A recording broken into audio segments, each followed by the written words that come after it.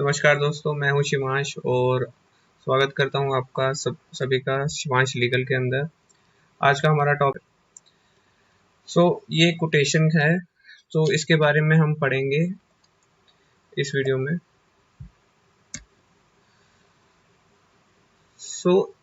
ये जो कोटेशन था ये मार्टिन लूथर किंग जूनियर के द्वारा दिया गया था, जो एक सोशल एक्टिविटी सिविल राइट्स के लिए एक्टिविस्ट की तरह उन्होंने काम करा है और वो इंस्पायर्ड थे महात्मा गांधी से, फॉलोअर थे महात्मा गांधी के, और वो एक ग्रेट लीडर भी रह चुके हैं अमेरिका के। उन्होंने अपनी एक कोटेशन में ये लाइन कोटेशन जो थी उसमें बोला था इनजस्टिस।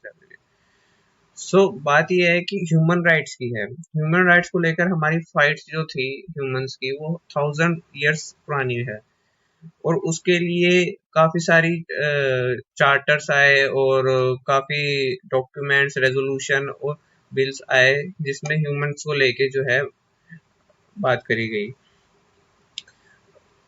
3000 BC में क्या था, एशियंट इजिप्ट टाइम में क्या था, सिर्फ कुछ ही लोगों को जो है राइट दिए गए थे अपने, और बाकी जो लोग थे जैसे वीकर लोग थे, वीकर सेक्शन के जो ग्रुप्स थे, उनके पास कोई राइट्स नहीं थे। ह्यूमन राइट्स जो थे सिर्फ उन्हीं लोगों के पास थे जो बलशाली हैं।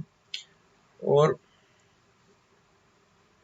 क्या था इसके अंदर, उसी समय ह्यूमन राइट्स का जन्म तब हुआ जब पहली बार साइरस द ग्रेट, जिन्होंने बेबीलोन की जो फाइट को जीतकर एक डॉक्यूमेंट तैयार करा जिसका नाम पड़ा साइरस सिलेंडर, और जिसमें ये मेंशन किया गया आज से सभी लोगों के ऊपर जो है स्लेवरी खत्म हो गई है, हर पर्सन को फ्रीडम है अपना अपना रिलीजन चूज करने का। ये था कुछ हिस्ट्री थी जो मैं आपको बताना चाह रहा था। इसके बाद भी काफी सारी रेजोल्यूशंस आए, बट कुछ ऐसे लोग थे जिन्होंने उन रेजोल्यूशन के ऊपर भी, जैसे हिटलर टाइप के लोग आए, और कुछ एम्परर्स थे जो सिर्फ अपनी ही हुकूमत को आगे बढ़ाना चाहते थे, लाइक राजा का बेटा राजा होगा। इस कॉन्सेप्ट को लेके जो है काफी कॉन्फ्लिक्शन उत्पन्न हुआ है, और ह्यूमन राइट्स का जो सफर रहा है वो हजारों साल पुराना रहा है, और ये एक बहुत ही लंबी लड़ाई रही है। इसके ऊपर जो मार्टिन लूथर किंग जो जूनियर थे, उन्होंने मार्च करी थी। मार्च किस लिए की थी? डिस्क्रिमिनेशन को खत्म करने के लिए।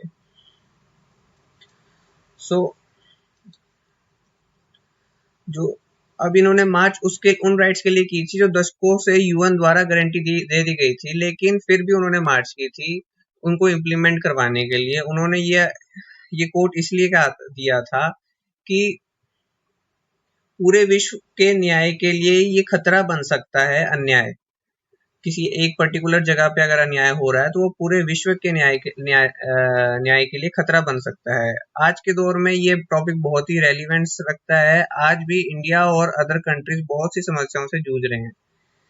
ह्यूमंस ने अपनी जर्नी जंगल से स्टार्ट करी थी। जंगल के कानून होते थे, वहां वीकर सेक्शन के लोगों का कोई स्थान ही नहीं होता था, वुमेन्स के लिए बहुत ही कम स्थान होता था। तो उस दौर से आज के दौर में ह्यूमंस काफी डेवलपमेंट करी है। ह्यूमंस ने काफी चेंजेस आए ह्यूमंस लाइफ में, और ह्यूमन सिविलाइज सोसाइटी की ओर ह्यूमंस पहुंच चुके हैं आज। तो ये किसके कारण हुआ? ये हमारे एंसेस्टर्स की बदौलत हो पाया, जिन्होंने अपने बलिदान दिए, जिन्होंने सिविलाइज सोसाइटी की स्थापना करी। कहा जाता है कि it is very easy to establish reign of terror, but it is extremely difficult to reign of justice. तो क्या है इसका मीनिंग? आतंक की बारिश करना आसान है बजाय उसके न्याय की बारिश करना की तुलना में। तो आतंक फैलाना तो इतना आसान है, लेकिन जो न्याय स्थापित करना है वो काफी डिफिकल्ट है। न्याय को स्थापित करने में कई बार सालों लग जाते हैं, और कई बार सैकड़ों वर्ष लग जाते हैं। ऐसा संसार जिसमें हम रह रहे हैं, जहां पुअर और सहायताहीन लोगों को राइट्स दिए गए हैं, जहां महिलाओं को भी राइट्स मिले हैं, ये आज का दौर है। और फिजिकल स्ट्रेंथ को जो है, मतलब ये नहीं माना गया कि सिर्फ फिजिकल स्ट्रेंथ के ऊपर ही जो सस्टेन कर सकते हैं उसको पैरामीटर नहीं माना गया, सिर्फ फिजिकल स्ट्रेंथ को, और भी जो पैरामीटर्स हैं उनको भी, उन पे भी जो है योग्यता जो है के बल पे लोगों को आगे बढ़ने का मौका दिया गया है। और इससे भी हमारे एंसेस्टर का एक बहुत बड़ा हाथ है। सो उनके बलिदानों के कारण ही हम यहाँ तक इस दौर में सम्मान के साथ रह पा रहे हैं, अपने प्राइड के साथ रह पा रहे हैं। और यह माना गया कि जब जब सिविलाइज सोसाइटी के लोग मौन हो जाते हैं तो संसार में अन्याय पनपता है। और आज के दौर में काफी विषय ऐसे हैं जिससे कंट्रीज जूझ रही हैं। वो कौन कौन से विषय हैं, जैसे कि आप सामने देख पा रहे हैं, टेररिज्म है, नक्सली प्रॉब्लम है, स्टेटलेसनेस प्रॉब्लम है। स्टेटलेसनेस होता है कि नागरिकता ही नहीं है कुछ लोगों के पास आज भी। रैशनलिज्म है, रंग के आधार पर भेदभाव करते हैं। और करप्शन है, आज भी इतनी है इंडिया के अंदर। तो सो ये सभी समस्याएं जो हैं संसार में हर जगह जो है मेजरली हैं वर्ल्ड के अंदर। सो आज भी न्याय और अन्याय, अच्छे और बुरे, न्याय पालन करने वाले और अन्यायियों के बीच फाइट चल ही रही है। सो अब बात यह है कि इन समस्याओं की उत्पत्ति कैसे होती है। तो इन समस्याओं की उत्पत्ति होती है लोगों के चुप रहने से। और अन्याय बढ़ते बढ़ते इतना बढ़ जाता है कि न्याय को खत्म कर देता है। यहाँ उन लोगों की आवश्यकता है जो अन्याय के खिलाफ आवाज उठाएं और लोगों को जागरूक करें उनके अधिकारों के बारे में। यह जरूरी नहीं कि सिर्फ हर बार सोशल मीडिया या हिंसात्मक आंदोलन किए जाएं अन्याय के विरोध में। सो आप यहाँ स्क्रीन पर देख पा रहे होंगे नेल्सन मंडेला जो थे, इन्होंने भी सोशल जस्टिस के लिए और डिस्क्रिमिनेशन को खत्म करने के लिए काफी फाइट लड़ी। ये प्रेसिडेंट रह चुके हैं साउथ अफ्रीका के। इनका कार्यकाल 5 साल का था, 1994 से लेकर 1999 तक का। सो इन्होंने भी काफी लड़ाई लड़ी। देन इसके बाद है, अब प्रदर्शन करें अन्याय के खिलाफ, प्रदर्शन करें अमान्य व्यवहार के लिए और उन सभी बुरी प्रवृत्तियों के लोगों के खिलाफ जो न्याय को दबाते हैं हर एक स्तर के ऊपर। कुछ समय पहले आतंकवाद सिर्फ मिडिल ईस्ट तक के क्षेत्रों में था, लेकिन आज पूरे विश्व में है। इस समय अपनी आंखें बंद नहीं करनी चाहिए और अन्याय के खिलाफ आवाज उठानी चाहिए लोगों को। सो अन्याय अस्तित्व में आता है बुरी शक्तियों के द्वारा, इविल पर्सनैलिटीज के द्वारा, परंतु इसको बड़ा करने वाले जो हैं अच्छे लोगों का हाथ है। इसको बड़ा करना जो है अच्छे लोगों के हाथ में। इन्वॉल्वमेंट जो है वो गुड पीपल की है इसके अंदर, जो चुप बैठे रहते हैं, इनके खिलाफ आवाज नहीं उठाते हैं। और यही समस्याएं छोटे स्तर से जो है आगे जाके बड़े स्तर पे जो है ग्लोबल इशू बन जाती है। इसीलिए अन्याय के विरोध में आवाज उठाना जरूरी है। हर छोटी से छोटी जगह पर वर्तमान में और भविष्य में भी हर एक लेवल के ऊपर जो है इसके खिलाफ, अन्याय के खिलाफ आवाज उठाई जानी चाहिए। अब बात करते हैं हम, स्टोरी है एकलव्य की और गुरु द्रोणाचार्य की। इससे भी हम इस कोटेशन को समझेंगे। एकलव्य जो थे एक बहुत ही बेहतरीन तीरंदाज थे, अर्जुन और कर्ण की तरह, और वह द्रोणाचार्य को अपना गुरु मानते थे।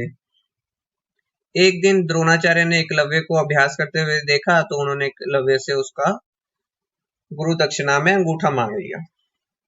अब अंगूठा ही क्यों मांगा? सवाल तो यही है सबसे बड़ा।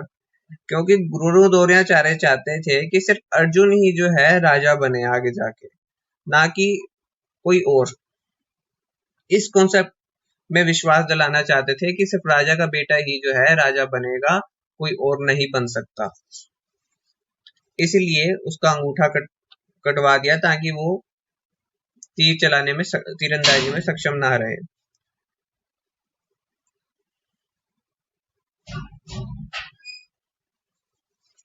अब बात करते हैं 16वीं शताब्दी की, जहां जियोर्डानो ब्रूनो एक फिलोसफर, मैथमेटिशियन कह लो या कॉस्मोलॉजी थ्योरिस्ट कह लो थे। उन्होंने कहा कि अर्थ जो है ब्रह्मांड का केंद्र नहीं है, और उस समय कैथोलिक और रिलीजियस चर्चेज जो थे उनका मानना था कि पृथ्वी ही ब्रह्मांड का केंद्र है। बट ब्रूनो ने कहा कि नहीं, ये सत्य नहीं है, और वो उनका विरोध ही करते थे बेसिकली। तो उन्होंने कहा earth is not a centre of universe. At that time, उस समय जो तत्कालिक रिलीजियस लीडर थे, उन्होंने कहा कि ये चर्च के आदेश की अवहेलना है, अवमानना है। इस तर्क के साथ उन्होंने ब्रूनो की हत्या कर दी। हत्या कैसे करी? रुई के ढेर में ब्रूनो को लपेट कर उसमें आग लगा दी और जिंदा जला दिया। इसके बाद उसे जिंदा जलाने से पहले ये पूछा गया कि अगर तुम अपने वर्ड्स वापस ले लेते हो और माफी मांग लेते हो रोमन एम्पायर से, रिलीजियस लीडर से, चर्चेस से, तो हम तुम्हारी जान बख्श देंगे। बट ब्रूनो ने रिफ्यूज कर दिया एंड ही सेड, भले ही आज तुम मेरी जान बख्श दोगे मेरे माफी मांग लेने से, और मेरे कुछ और मैं कुछ और साल ही जीऊंगा मेरे माफी मांगने से, लेकिन फ्यूचर जनरेशन इस तथ्य से परे रहेगी जो मैंने जो बोला है वो बिल्कुल सत्य है, और उन्हें सच का पता नहीं लग पाएगा, और लोग इसी तरह फॉल्स स्टेटमेंट के साथ जीते रहेंगे। और यह कहकर ब्रूनो ने अपनी शरीर को त्याग दिया। तत्कालिक रूलर्स ने उन्हें मौत की सजा दी। उनकी मौत के कुछ वर्ष बाद ये इस्टेब्लिश हुआ कि ब्रूनो सही थे। उन्होंने और रूलर्स जो थे जिन्होंने ब्रूनो की हत्या करी थी, उन्होंने भी ये मान लिया कि पृथ्वी जो है जियोसेंट्रिक नहीं है, बल्कि हीलियोसेंट्रिक है, सन के चारों ओर चक्कर लगाती है।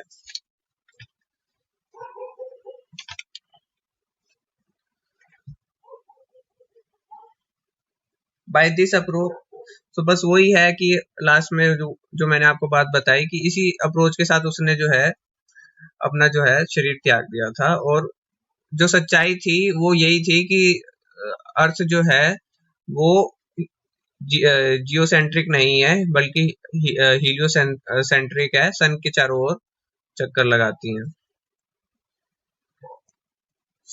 मैं इस टॉपिक को यहीं खत्म करते हुए इस उम्मीद के साथ कि संसार बदलेगा, लोग बदलेंगे, लोग सामने आएंगे और अन्याय के विरोध आवाज उठाएंगे और अपने अधिकारों के प्रति जागरूक होंगे। एक महान सोसाइटी की नींव रखी जाएगी और सभ्य समाज का जन्म होगा। इस टॉपिक को यहीं खत्म करता हूँ।